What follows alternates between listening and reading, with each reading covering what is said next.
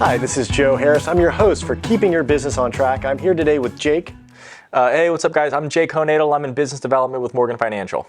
And our goal is to inspire you and encourage you to do better and better in your real estate business. So today we're going to be talking about referrals. We all love referrals, right, Jake? Yeah, 100%. And the thing about referrals is they're incredibly important. A lot of times it can be challenging to find out kind of the best way to be able to ask. So we're going to go over a lot of that different stuff. So we actually have a 4-step system to help people get referrals. But let me give you a crazy stat about referrals. Do you know that 91% of clients or customers said that they would give a referral, but only 11% of salespeople actually ask for the referral? I know, it's crazy. It definitely is one of those things that I feel like as salespeople, it's just hard to be able to get over that hump. Yeah, so one in 5 customers who are active with you, ones that you already might have a contract on, are willing to give you a referral if you ask for it. So just if you want to increase your business by 20%, all you got to do is ask the people that you're actually working with right now, which people always think, well, I'm going to wait till at closing, then I'm going to ask them at closing. So when's the best time to ask for a referral? A lot of people think at closing, but I have a feeling that's not what it is. Yeah, the best time to ask for a referral is whenever you're in front of someone, right? So it's from that first consultation. But let's go back a step. Why do you think salespeople aren't asking for the referrals? I think there's a lot of different factors. I think some of it's fear. Some of it's, one thing that I've heard a lot is people just don't want to be pushy. They don't want to be that person who is like the stereotypical salesperson. And so I think that creates a mental block in a lot of people. Yeah, to me, that's also crazy because we are salespeople, right? Yeah. And sales is a noble profession. Everyone has to sell at some point in their life, whether they're selling, their boss on getting a raise or their spouse on buying a car or a new set of golf clubs, or your peer on helping you with stuff while you're out. You always have to sell. And the professionals, the ones that, sales is one of the highest paid professions out there. Yeah. Salespeople who actively search out referrals are 4 to 5 times more successful than those who don't. And it's not for everybody, but if you're in sales, it's not ashamed. You shouldn't be ashamed to say I'm in sales, and as a salesperson, I have to sell. Because when you pick up that phone, yes, if you're a bad salesperson, that's going to be tough. But if you're a good salesperson, you're not necessarily pushy and all these things. And I always say, look, what are you more scared of, making no money or making phone calls, right? Mm-hmm. So it's pretty simple, making phone calls or asking for the business or things like this. But let's just get into it. What are the 4 steps to setting up that referral relationship? And so it does start with that first contact, right? When you're making that first contact, most people are too afraid to say, like, look, if I do a good job, can I count on you for referrals? But that's exactly what you got to do. Yeah. Exactly what you got to do. So that very first step is when you do have a consultation with a customer, whether you're a loan officer, or you're selling real estate, that first consultation, you try to understand their needs. And at the end of that conversation, if it went well and you think it's someone you want to work with, you say, listen, my job is to knock it out of the park for you. And if I do, if I do, would you tell me if I'm doing well or not? So ask them the question, am I doing a good job? And if I am doing a good job, if you say I'm doing a good job, can I count on you to refer your friends and family to me? 100%. And so with that too, what do you say to maybe that salesperson who has a fear of, okay, it's the initial consultation, and then maybe they think to themselves, I don't want to rock the boat. I don't really know this person. I don't really have a relationship built. How do I really have the right to be able to ask for the business? Well, so that first consultation, you're really asking for permission to follow up with them. You're saying, listen, it's good. If I do a good job for you, hey, listen, Jake, if I do a good job for you, would you let me know? 100%. And if I'm not doing a good job for you, would you also let me know when I ask? Yeah, I'd be a little scared, but I would. Right. So that gives me the opportunity to improve. Now, if I am doing a good job, is it all right if I ask you who you know is looking to buy or sell real estate? Of course. Yeah, definitely. Is that fair? Yeah. Great. Right? I ask for permission. Say, if I'm doing good, can I ask for the business along the way? Yeah. Now, don't lie. Don't be a liar. Make sure you ask for the business along the way, and make sure you ask how you're doing, and truly want to know the answer. Right? Yeah, definitely, If you don't care to know the answer, you shouldn't ask the question. So second step, so you've set that up at the initial consultation. So the second step really is you're going to ask them throughout the transaction. Hey, Nancy, as promised, I just want to find out, how do you think I'm doing? Am I doing all right by you? Yeah, you're doing a great job, Joe. Well, great. Also, as promised, I said, if I'm doing a good job, is it right if I asked you who you know is looking to buy or sell real estate? So who do you know is looking to buy or sell real estate? Well, I think my Uncle Bob up in Kentucky, and I'm just kidding. Well, no, you're right. And if they say, I don't have anyone right now, no problem. That's great. As promised, I'm just following up, and then you move on. But really, throughout that transaction, whether you're just starting shopping or you're 2 weeks before closing, it makes no difference.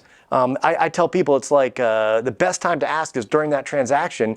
It's like what I call the yellow car syndrome. And the yellow car syndrome is very simple. It says, look, I went out and I bought a yellow car because I didn't see anyone else driving a yellow car on the street, and I wanted to be a little bit different. Now that I'm driving a yellow car, what do I see everywhere? Yellow cars. Yellow cars. All day. So if I'm out, looking for, if I'm trying to buy a house and I'm thinking about real estate, that's pretty much all that's on my mind. I'm thinking about real estate all the time, thinking about buying a house. I'm at Lowe's in the paint aisle, and if I bump into someone, I'm probably going to start chatting them up, saying, I'm looking to buy a new house, right? And you're going to meet other people who are looking to buy a new house. Because once they close, they're not thinking about their new house. They're thinking about paint, furniture, and all those other things. Right? Yeah, that's so good. And I think too, just being able to have that up front, you get that permission from them up front. That's so great, because now you're setting yourself up to where you don't have to worry about rocking the boat. You're not worried about, this, that, or whatever. Hey, I'm building a relationship with these people. We have this relationship, and it's really mutually beneficial, because if they can refer you, that's going to be great for them as well. You know? Yeah, and people want to help you. They just don't always know how. Exactly, yeah. And look, your client isn't thinking all day, how am I going to help my realtor or my loan officer build their business? They're not thinking about that. You are. It's not their job to remember you. It's your job to remind them. Yeah, that's good. And so these clients, they want to help you, but you have to remind them, this is how you help me. Who do you know? And the more times you ask them, the more routine it comes, the easier it is for you. And they're used to it. Yeah. And you're not being a pushy salesperson. You're just asking them for the business. It's good. Right? Now, third, now we're at closing. So we got through the transaction. You got them there. You're at closing. You're going to say again at the closing table, hey, how'd I do? How'd I do? I think you did absolutely splendid, Joe. Great. Was there anything you think I could improve on that transaction? Well, nothing that time won't fix on its own. Well, look, we spent a lot of time together. We found you a great house in a great neighborhood for the kids to grow up in, all these things.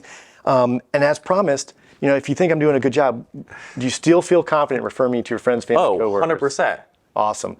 Do you know anyone right now possibly that might be interested? Well, I think that my, I have a third cousin named Jim who's coming from the Ozarks or whatever. And so it might be good to maybe reach out to him. Well, I'll tell you what, and I will reach out to him. If you would, give him a call. Let him know that I'm going to be calling, and go ahead and forward me his name and number to you, okay? I will. Great. And then so also, as promised, you mind if I follow up from you from time to time to see how you're doing? Yeah, 100%. Great. And if at that time you might have a referral, would you still feel comfortable giving it to me? Without a doubt. Yeah, awesome. Definitely. Well, thank you very much. I look forward to following up to you. Congratulations on your closing. Of course. At closing, we're asking for permission again. So the first consultation, you're asking for permission to follow up through the transaction. Through the transaction, you're asking how I'm doing and who do you know. At closing, you're reinforcing that, hey, we did a good job for you. Can I follow up with you for perpetuity, see how you're doing, how the house is doing, and to see if who you might know is looking to buy or sell real estate. And then make good on that promise. And then after closing, the fourth step is to follow up, hey, how's everything going with your house, right? How's everything going with your house? How are the kids doing and all these things? Hey, by the way, as promised, I'm just asking you, who do you know is looking to buy or sell real estate, right? That's great, yeah. And another thing that's really important to remember is that, they might not always have someone for you. Or I'll take you a step further. Let's say you're jumping on this now and you have years of past clients you have not reached out to, right? Yeah. You're like, Joe, I have all these past clients, but I haven't talked to them in years. What do I do? What do I say? How can I go after these, reach out to these people? Because I think they would remember me. Well, so the biggest obstacle do you make in that call is you? Yeah, definitely. Because really, it's a very simple conversation. Hey, I know we haven't talked in 5 years, and quite frankly, I'm embarrassed, but I wanted to follow up, see how you're doing. How's everything going? Right? That's it. That's the initial sentence. So let me get the elephant in the room out and say, look, I know we haven't spoken in a long time, and quite frankly, I'm embarrassed. So I wanted to reach out to see how you're doing, to see if I might be able to help you and your family in any way. Yeah. No, we're good right now. So the house is doing great. The house is great. We might stay here for another couple years. Another couple years, okay. Well, also, I would love to be able to keep up with you and time to time ask you who you know who's looking to buy or sell real estate. Great, yeah. And it's very simple. So if you have that list of past clients, don't be ashamed to reach out and just get the elephant in the room out of the room and say, look, I know it's been a while since we've talked. I'm embarrassed, but I just wanted to catch up. 100%. And it's kind of cool too, because it's like almost like one of those things where it's so simple that it's genius. And it seems like really the biggest stumbling block is ourselves. Because that database, that sphere, those past clients, it's such a wealth of business. But are we willing to be able to take those steps to actually be able to go out and do it? And it seems like really a lot of what you're talking about is just kind of getting over yourself and just asking for the business. Yeah, we are our own worst enemies. There's lots of opportunity in every market. Yeah. The opportunities in that database, following up with your database, calling your database, asking them how they're doing, be genuinely interested in their lives. Exactly. Yeah. And telling them how they can help you along the way, because they do want to help you, and you're offering to help them. Yeah. So it's a fair deal. Yeah, it's great. Good. So that's it. So just to recap, referrals are extraordinarily important. They can be your best source of business. They're your least expensive source of business. Yeah. Get on the phone and asking people who they That's know true. versus buying leads or selling, buying advertising and all these things. They convert at a higher ratio. Most people aren't asking for the referrals, so you might be in a league of your own there, and the people want to help you. So our 4-step system is simple. You set up a consultation. You set up to be able to ask for the business throughout the time you work together. Yeah. And in return, you're going to make sure you give them great service. So make sure you're giving them great service. Yeah. Make sure you're asking, and if they give you feedback, take it positively and work to improve it, because just be thankful they're actually giving you feedback. Exactly, yeah. Number 2, throughout the transaction, you're following up with them, asking how you're doing, and asking for the business. Of course, yeah. At closing, you're reinforcing what you did for them. You're asking if you can follow up with them to ask for the business after closing. They're giving you permission to do so. Now, after closing, just follow up with them and follow through on your promise to follow up with them. Exactly, yeah. And it's not rocket science, and you'll find that just that alone can possibly increase your business 10, 20, 30%. Oh yeah, it's crazy. Yeah. Well, good. That's all we got today. Jake, any final parting words? I guess I will just say, with asking the business as a salesperson myself, and I'm not at the level of Joe, but, just gotta stay humble. But, it is one of those things where it can be challenging to be able to get over that hump, to make those calls, to ask for the business. But I will say from personal experience, if you just can find the motivation within yourself to actually do it, you will see huge results. Awesome. And I've seen that in my personal business. And so, humbly I say that this stuff works. And so if you can just even apply a couple things, I think it could be a great help for you. Great. Well, thank you very much for watching. Please like, share, do whatever you need to do to get the word out. Tell your friends and family what you saw here if you think it might interest them. And on that note, I'll leave you, and I hope to see you next time. Talk to you soon. See you.